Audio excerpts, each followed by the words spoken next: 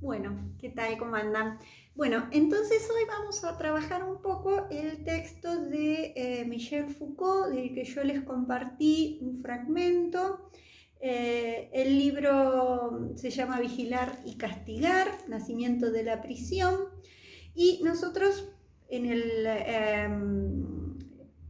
índice se ubica suplicio, castigo, disciplina. Nosotros vamos a leer bueno, después viene prisión, pero nosotros nos vamos a dedicar al capítulo 3, que es disciplina, el apartado 5, que se llama los cuerpos dóciles, y vamos a leer especialmente el apartado de el arte de las distribuciones. Con ese me quedaría contenta un poco, ¿no? Decíamos que tanto Bourdieu como Foucault van a integrarse en esto que podríamos decir una visión crítica de la educación, ¿no? Si bien decíamos de la educación y de la institución a la que se le da la función de la educación en la modernidad, que es la escuela.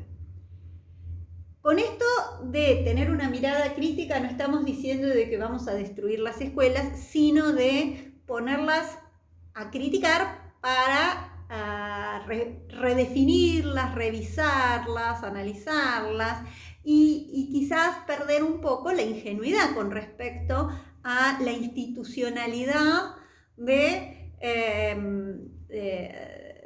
esta práctica que tiene que ver con la enseñanza.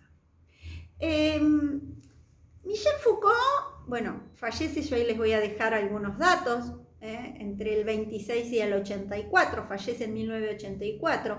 Es quizás, como el caso de Bourdieu, uno de los filósofos más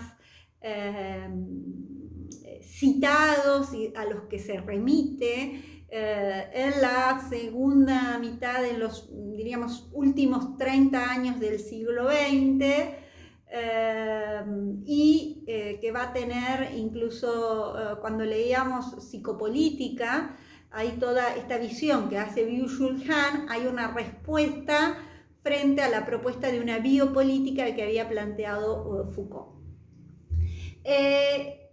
Les leo un fragmento de un análisis de la obra de Foucault que hace Terán, que es un investigador argentino, y dice, y me parece interesante para que veamos esta importancia, dice, el nivel de análisis Foucaultiano se ubica por eso mismo dentro de un espacio historiográfico peculiar, puesto que se trata de hacer la historia del nacimiento de aquellos elementos que generalmente se consideran obvios, con los cuales la tarea consiste en analizar la objetivación de las objetividades, ¿no? Es decir, ya no busca desarmar lo que está profundo, sino lo obvio, ¿no? Visibilizar lo que está visibilizado, y que como está tan visibilizado no lo vemos, ¿no?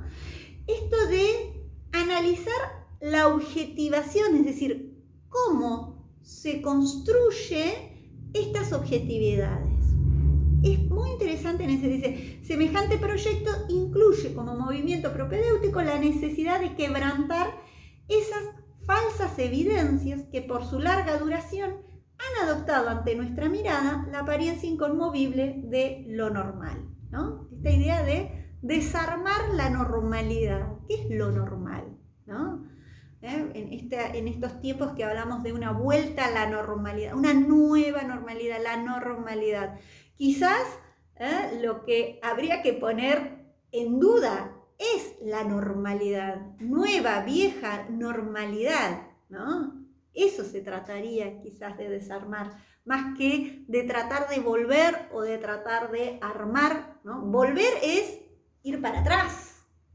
Cuidado, miren que a mí me gusta la historia, pero cuidado si nuestra manera de construir es un volver a una nueva normalidad. Es muy contradictoria la frase, ¿no? Bien, entonces, este desarmar, desandar. Nosotros el año pasado, y probablemente en casi todas las materias, en las pedagógicas más que nada, hayan leído. Nosotros el año pasado leíamos este texto de Las palabras y las cosas. Si tuviéramos que organizar la obra de Foucault, algunos la organizan como que la dividen en 3 partes, otros la dividen en 2, pero hay un concepto que es básico para pensar la obra de Foucault, y es el término de episteme, ¿no? ¿Qué son las epistemes, ¿no? ¿Desde qué episteme usted piensa el mundo? Eso se preguntaría Foucault, ¿no? Es decir, ¿cuáles son los límites del pensamiento, de nuestro pensamiento, ¿no? Es decir, ¿cuál es la construcción discursiva del mundo?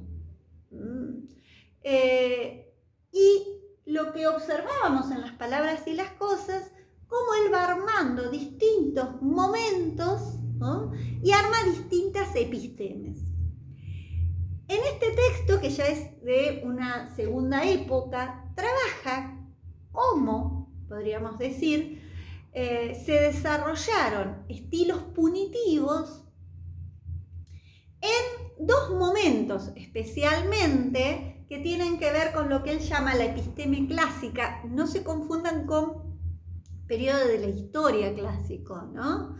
La episteme clásica él la va a ubicar entre, diríamos, entre el discurso del método que presenta Descartes en 1637 y lo que va a ser la Revolución Francesa en 1789, ¿no? Es decir, siglo XVII y siglo XVIII.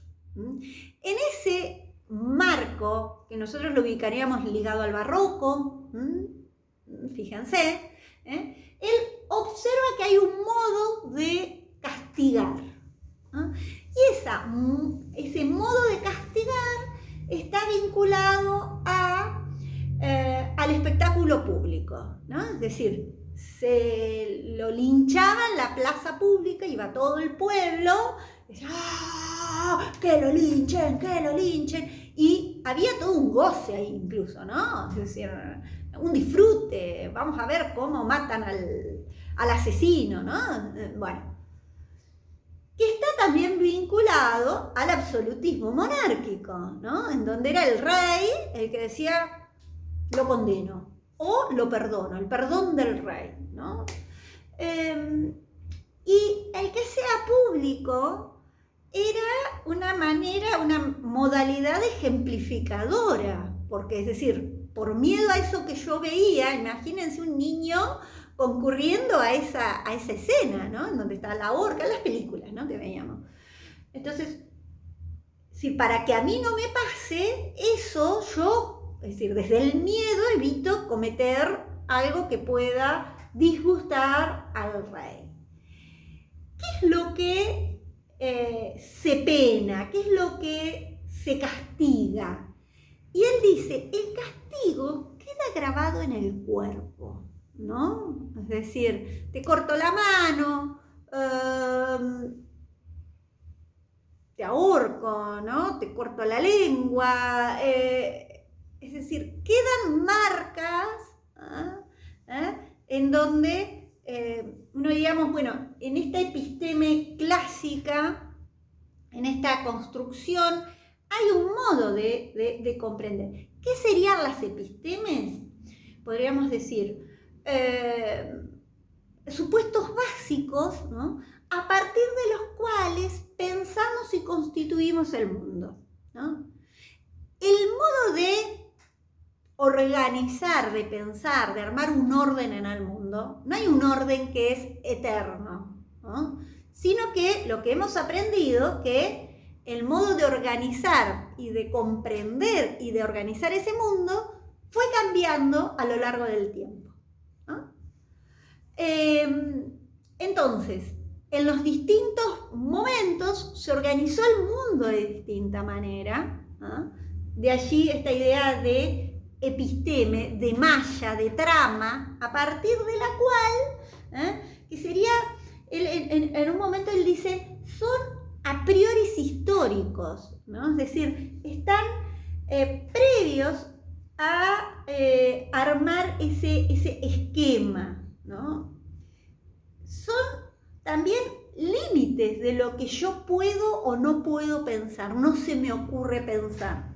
Cuando hablamos ahora que estamos en un cambio de paradigma, por ahí les complico la existencia, pero es que hace 15 años atrás, quizás hoy estamos en un cambio de episteme, no lo sabemos, ¿no? Pero el modo de comprender el mundo, el modo, es decir, no es que antes eran tontos y no se les había ocurrido, ¿no? No estamos, es decir, desarma esta idea de un desarrollo lineal de tiempo, ¿no? En donde las cosas se van a dar como necesariamente. No hay esta idea de un tiempo que va hacia un progreso o que se suceden las cosas, ¿no? Por eso yo les decía, cuidado con los textos de historia que dicen, que hablan en impersonal, ¿no? Se sucede tal cosa, pasa tal otra, ¿no? En 1789 se produce la Revolución Francesa, se produce de la nada. ¿Quiénes la producen? ¿Por qué? ¿Por qué se animan a armar una revolución y no la hicieron antes? ¿No? Esa es una pregunta que me lleva a pensar en esa trama de lo que es posible hacer o no hacer. Y eso no se da, esos cambios de episteme no se dan de un día para otro, sino que se dan en función y al unísono desde distintas aristas. Sigo.